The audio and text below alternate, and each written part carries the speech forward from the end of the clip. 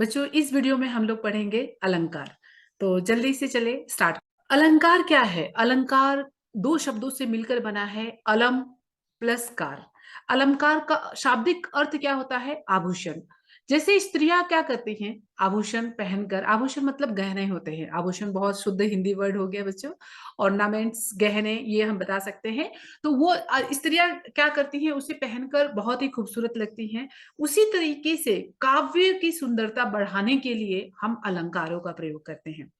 जैसे गद्य की सुंदरता बढ़ाने के लिए मुहावरे और कहावतों का प्रयोग किया जाता है, वैसे ही कविता की सौंदर्य को बढ़ाने के लिए, कविता का सौंदर्य को बढ़ाने के लिए हम अलंकार का प्रयोग करते हैं। तो यहाँ देखिए बच्चों, नारी अपनी सुंदरता को बढ़ाने के लिए आभूषणों का प्रयोग में लाती है। उसी प्रकार भाषा को सुंदर बनाने के लिए अलंकारों का प्रयोग किया जाता है। अर्थात जो शब्द काव्य की शोभा बढ़ाते हैं उसे हम अलंकार कहते हैं। अब अलंकार के कितने भेद हैं हम वो भी देखेंगे। अलंकार के दो भेद हैं, शब्द अलंकार और अर्था अलंकार। शब्द अलंकार के हैं अनुप्रास अलंकार, यमक अलंकार और श्लेष अलंकार। बच्चों यहाँ पे श्लेष इस देखिए कहीं कहीं पर गड़बड़ लिखा रहता है, श इस प्रकार से लिखा रहता है क्योंकि टाइपिंग में ऐसी कोई की नहीं बनी है बच्चों। इसकी वजह से हिंदी के जो लिखावट है कहीं कहीं पर श्रृंगार में, श्र में, इसमें मिस्टेक होता है। कहीं कहीं पर आपको श्लेष इस तरीके से देखने को मिलेगा, लेकिन ये शुद्ध नहीं है बच्चों, ये शुद्ध नहीं है। शुद्ध श्लेष का जो है वो इस प्रकार का श्लेष ये सही है। ठीक है। तो शब्द अलंकार के कौन कौन से भेद हैं? अनुप्रास, यमक और श्लेष।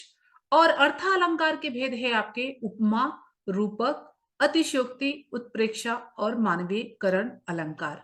तो बच्चों इस वीडियो में मैं हर एक टॉपिक की शब्द अलंकार किसे कहते हैं और अर्थ अलंकार किसे कहते हैं ये बताऊंगी, और नेक्स्ट वीडियो में मैं हर एक के टाइप्स के बारे में भी बताऊंगी। शब्द अलंकार जैसे नाम से ही बच्चों पता चल रहा है कि जहां पर शब्द के कारण काव्य के अंदर चमत्कार उत्पन्न होता है। अब बच्चों अलंकार जब भी आप पढ़ोगे, चमत्कार चमत्कार ये शब्द बार बार रिपीट होगा। चमत्कार मतलब सौंदर्य उसका बढ़ जाता है। शब्द के दो रूप में होते हैं, एक ध्वनि रहता है और एक अर्थ। अच्छा यहाँ दिया हुआ है ध्वनि और अर्थ।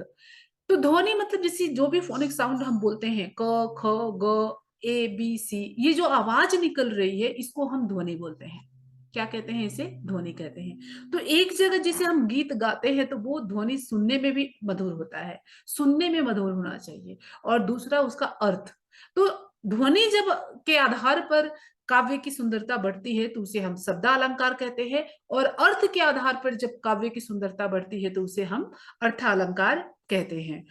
एक बार डेफिनेशन भी हम देख लेते हैं बच्चों, क्या लिखा है कि शब्द अलंकार दो शब्दों से मिलकर बना है। शब्द प्लस अलंकार। शब्द के दो रूप होते हैं, ध्वनि और अर्थ। ध्वनि अर्थात फोनिक साउंड, जिस तरीके से हम रेविंग वर्ड्स इस्तेमाल करते हैं किस कविता में, गोल मटोल, इस तरीके से जो वर्ड इस्तेमाल करते हैं तो वो सुनने में कैसा लगता है उसे हम क्या कहते हैं? ध्वनि। और अर्थ उसका क्या देता है?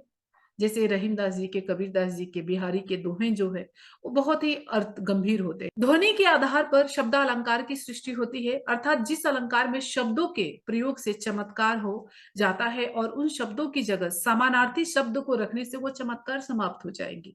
मतलब केवल उसी शब्द को रखने से कविता में चमत्कार, क्योंकि हर एक शब्द के प्रायवाची शब्द कई सारे होते हैं, 4 से 5 शब्द होते हैं जो उसके समानार्थी अर्थ देते हैं। ठीक है, समान अर्थ देने वाले। लेकिन अगर उस कविता में से उस शब्द को हटा दोगे और उसके समानार्थी शब्द अगर लिख देते हैं तो उसका अर्थ वो सुनने में उतना ही अच्छा नहीं होगा। तब वहां पर क्या हो जाता है? आपका शब्द अलंकार का समझ में आता है। नेक्स्ट टॉपिक है हमारा बच्चों अर्था अलंकार। नेक्स्ट वीडियो में हम लोग देखते हैं बच्चों अर्था अलंकार किसे कहते हैं।